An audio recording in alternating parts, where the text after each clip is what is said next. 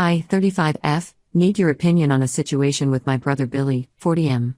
Some background first, our parents died in a car accident when I was 16 and Billy was 21. They left us some money but not enough to last long. Billy was in his third year of college studying engineering. He dropped out to work full-time and take care of me. He worked at a warehouse during the day and as a bartender at night. On weekends, he picked up construction jobs. Billy made sure I finished high school and went to college. He paid for everything, my clothes, food, college tuition, everything. When I got into college, we moved to a smaller apartment to save money. Billy slept on the couch for 4 years so I could have the bedroom. He never complained. Every time I told him to go back to college, he said my education was more important. During my first year of college, Billy met Regina, 38F, at the bar where he worked. She was a regular customer, came from a wealthy family. They started dating and got married within a year. I was 19 then. Regina never liked how close Billy and I were. She would make comments about how it wasn't normal for siblings to be so dependent on each other. She tried to stop Billy from paying my college tuition, said I should take loans like other students. Billy refused. Regina didn't want me visiting their house often. When I did visit, she would ignore me or make passive-aggressive comments. Billy always defended me, which made things worse. They fought about me a lot. Regina wanted to move to another city for her job but Billy refused because I was still in college here. Looking back, I can see why she resented me. They had twin daughters Emma and Lucy when I was 20. I helped a lot with the baby since Regina had postpartum depression. I would go over after classes to babysit so Billy could work. Regina hated this but couldn't do much since she needed the help. The girls got very attached to me. When the girls were 5, Regina cheated on Billy with his best friend Tom. They had been friends since high school. Billy found out when he saw messages on Regina's phone. She moved in with Tom within a week and they relocated to California. Regina gave up custody rights easily since Tom's job required lots of travel. She would call the girls maybe once a month initially, then the calls became less frequent. Billy was promoted to manager at the warehouse where he worked. He went back to college part-time and got his degree. Eventually he moved up to become VP of Operations. When a position opened in HR at his company 5 years ago, he recommended me. I had been working in HR at a smaller firm. I got the job and did well, became HR head within 3 years. Last month, an employee complained about inappropriate behavior between Billy and his assistant Jenny, 28F. As HR head, I had to investigate. I discovered they had been having an affair for a year. Jenny was married too. I talked to Billy privately first, told him this violated company policies. Affairs between managers and direct reports weren't allowed. Billy got angry, said I was jealous because he finally had someone in his life. He said after everything he did for me, I should help cover this up. I gave him 2 weeks to either end it or resign. He didn't do either. I had to report it to the board since I had evidence. Billy started telling people I was making up lies because I was possessive and couldn't handle him dating. He said I had mental issues and needed therapy. Many people believed him since he had been there longer. The board investigation cleared him somehow. After that, Billy moved me to a basement office. He took away my team, gave them to another manager. I wasn't invited to meetings anymore. My parking spot was given to someone else. He would interrupt me in meetings and dismiss my ideas. It was clear he wanted me to quit. Last week he called me to his office and said I should resign or he'd find a reason to fire me. He said he'd tell other companies I was unstable and had fabricated harassment claims. I resigned since I couldn't fight him. That evening Emma and Lucy came to my apartment crying. They had overheard office gossip about me resigning. They wanted to know why their dad would do this to me. I was upset and told them everything, about the affair with Jenny, about him forcing me to quit. I also told them about their mom's affair which they didn't know about. They thought she had just abandoned them. They confronted Billy about everything. He called me later yelling about how I had no right to tell his daughters about his personal life or about their mother. He said I betrayed him and destroyed his relationship with his girls. The girls are staying with their Aunt Jane, Regina's sister, now. They aren't talking to Billy. He keeps calling and texting me saying I ruined his life after everything he did for me. My friends say I shouldn't have involved the girls in adult issues. I'm applying for new jobs and have some interviews lined up. But I feel bad about telling the girls everything when I was emotional. Billy sacrificed so much for me growing up, but then he tried to ruin my career. I don't know if I went too far. Ida? Thanks for the responses.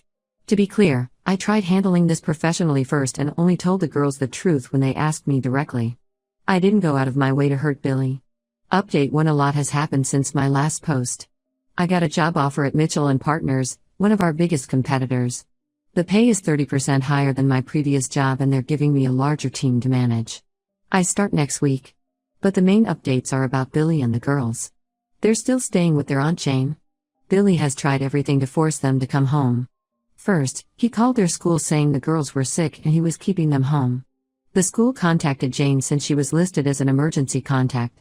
Then Billy tried to change their emergency contacts online to remove Jane's information.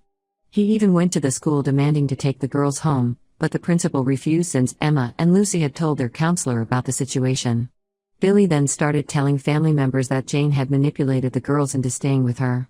He said she always hated him and was trying to break up his family. He called the police saying Jane had kidnapped the girls, but when officers interviewed Emma and Lucy, they explained they had left voluntarily. The police told Billy this was a civil matter since the girls were old enough to decide where they wanted to stay. Last week, Regina suddenly showed up at Jane's house. Apparently Billy had called her saying the girls needed their mother. He probably thought they would listen to Regina since they hadn't seen her in years. But this completely backfired. When Regina arrived, the girls initially refused to see her. They stayed in their room while Jane talked to Regina in the living room. That's when Jane revealed something that changed everything. She showed me emails from her computer that she had saved from 10 years ago, right after Billy and Regina's divorce. The emails started in 2014, a month after Regina moved to California. The first one showed Regina asking to set up a custody arrangement. She offered to fly back every other weekend for supervised visits. She also wanted to pay child support even though the divorce agreement didn't require it since Billy had full custody. Billy's responses got increasingly threatening. He said if Regina tried to see the girls, he would contact her employers at Wells Fargo and tell them about her mental health history. Regina had been hospitalized for severe depression during college after her mother died. She had recovered with therapy and medication, but Billy threatened to make it sound like she was currently unstable and dangerous. More emails from 2015 showed Regina begging to at least attend the girls' school events. She said she would sit in the back and not approach them. She just wanted to see them from a distance. Billy replied saying he would send her parents details about her past relationships and private photos from before their marriage. Regina's parents were very conservative and had already distanced themselves after her affair. She was trying to rebuild that relationship. In 2016, Regina offered to put money in a trust fund for the girls' education. Billy threatened to file for emergency custody orders saying Regina was mentally unfit. He said he would drain her savings with legal fees until she had nothing left. The emails stopped after that. I confronted Billy about these emails. He broke down crying in his office and admitted everything. He said Regina deserved to lose the girls after betraying him with Tom. He kept saying he was protecting them from having an unstable mother. But then he slipped and said I wanted her to feel the same pain I felt when she left me. When I told the girls about the emails, they were devastated. Billy had spent years telling them Regina abandoned them for her new family. He would say things like if your mother really loved you, she would try harder to see you and she chose her new life over her children. The girls grew up feeling unwanted and rejected by their mother. They finally agreed to talk to Regina on the phone. She apologized for not fighting harder to stay in their lives. She explained that during her marriage to Billy, she struggled with depression but he wouldn't let her get help. He said therapy was for weak people. The affair with Tom was wrong, but she felt trapped and hopeless. After the divorce and Billy's threats, her depression got worse.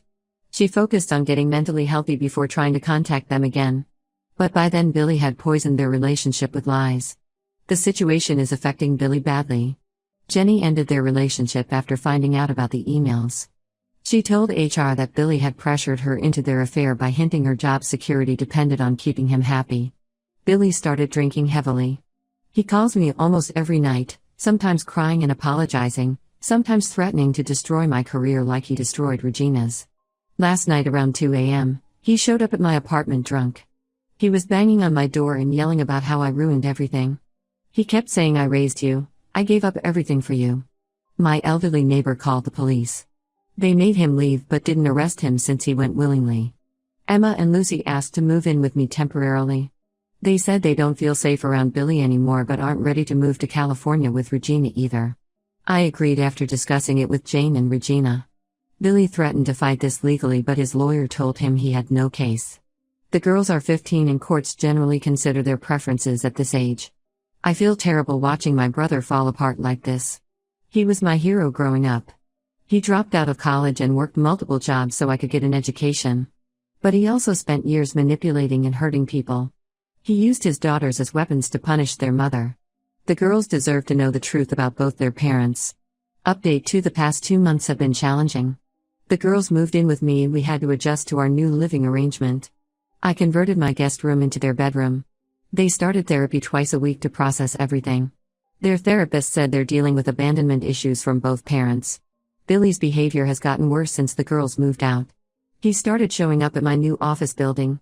The first time, he waited in the parking lot for 2 hours until I finished work. He followed me to my car asking about the girls. Security had to escort him out. A week later, he came to my office during lunch. He somehow got past reception by saying he had a meeting. He barged into a client meeting I was leading and started yelling about how I had stolen his daughters. Security removed him and my company's legal team sent him a warning letter. The third time, he waited outside the building entrance in the morning. When other employees complained, the company banned him from the property. They installed extra security cameras and gave me a parking spot closer to the entrance. Billy then started spreading rumors in the industry. He told people I had mental issues and had made up the affair with Jenny because I was jealous. He contacted my college friends on Facebook saying I had a history of lying and causing drama. Some people who knew him from his old job believed him. This backfired when Jenny finally got tired of his lies. She went to HR at our old company with evidence of Billy's behavior. She showed them text messages where Billy said he would make her work life difficult if she didn't keep him happy. He had changed her performance reviews when she tried ending things. Jenny also revealed she's pregnant with Billy's baby. She's due in 5 months. She showed me messages from when she first told him about the pregnancy. Billy offered her $10,000 to take care of it quietly. When she refused, he started telling people she got pregnant on purpose to trap him. He claimed she was sleeping with other managers too. The girls are having a hard time with the pregnancy news. Emma broke down during therapy saying she felt disgusted that her dad got someone only 13 years older than her pregnant. Lucy pointed out that Billy spent years calling their mom a horrible person for cheating, but then did the same thing with someone young enough to be his daughter. They blocked Billy's number after he kept texting them guilt-tripping messages. He would say things like, "After everything I've done for you girls, this is how you treat me and you're breaking your father's heart." When they didn't respond, he made new social media accounts to contact them. Regina found a job at a bank here and is moving back next month. She got an apartment in our school district. We met for coffee to discuss arrangements for the girls. She apologized for how she treated me during her marriage to Billy. She admitted feeling threatened by my close relationship with him and taking out her frustrations on me instead of addressing issues with Billy directly. I also apologized for not seeing through Billy's manipulation earlier. Regina said Billy had always been controlling but hid it well. He isolated her from friends and family. When she had postpartum depression, he refused to let her get help. He said it would look bad if people knew his wife needed therapy. Billy finally got fired last week. Several female employees came forward after Jenny's revelations with similar stories about his behavior. 3 major clients threatened to leave over the scandal. The company offered him a severance package in exchange for signing an NDA about the circumstances of his departure. He's been messaging me from new accounts saying he'll expose my secrets. I'm not sure what secrets he means since I've been pretty open about my life. The girls want to get a restraining order. James' lawyer is helping us document all his messages and incidents. Update 3: This is my final update on the situation. We got approved for a restraining order against Billy 3 months ago. The judge ordered him to stay 500 feet away from me, my home, and my workplace. He's also banned from contacting us through any means including social media or third parties. Billy violated the order twice. First, he sent letters to my house trying to explain his side of things. Then he asked his friend to pass messages to the girls at school. The judge gave him a warning and said the next violation would mean jail time. He finally moved to Arizona last month. A former colleague helped him get a lower-level management job there. No companies here would hire him after everything that happened. He sold his house and barely speaks to anyone from his old life. Jenny had her baby boy last week. The DNA test confirmed Billy is the father. Jenny's lawyer arranged for Billy to have supervised visits once a month at a family center. He's shown up twice so far but spent both visits complaining that the baby doesn't look like him. He still tells people Jenny trapped him even though the DNA test proved paternity. The girls want nothing to do with their half-brother. They say it feels weird that their dad's new baby is closer to their age than he is to Billy. They're focusing on rebuilding their relationship with Regina instead. Regina moved back 2 months ago. She got an apartment 15 minutes from us and the girls spend alternate weekends there. They're doing family therapy together every week. Regina is trying to make up for lost time while respecting their boundaries. She attends their school events but sits separately to let them decide if they want to interact. Emma and Lucy have adjusted well to living with me. Their grades improved now that they're in a stable environment. They joined some school clubs and made new friends. We converted my home office into a proper bedroom for them with desks for studying. They're talking to a lawyer about legally changing their last name to mine. I got promoted to VP of HR at my company. Word spread in our industry about what really happened at my old job.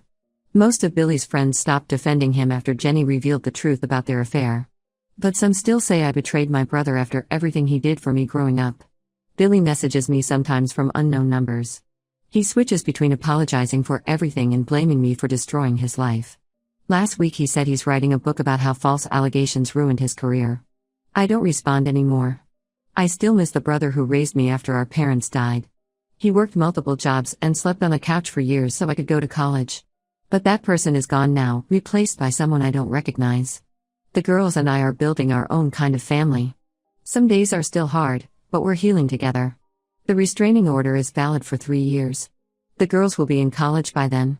Regina is becoming a better mother now that she's gotten help for her depression. Life isn't perfect, but we're all learning to move forward without Billy's toxic influence. Sometimes losing a family member is better than keeping them in your life.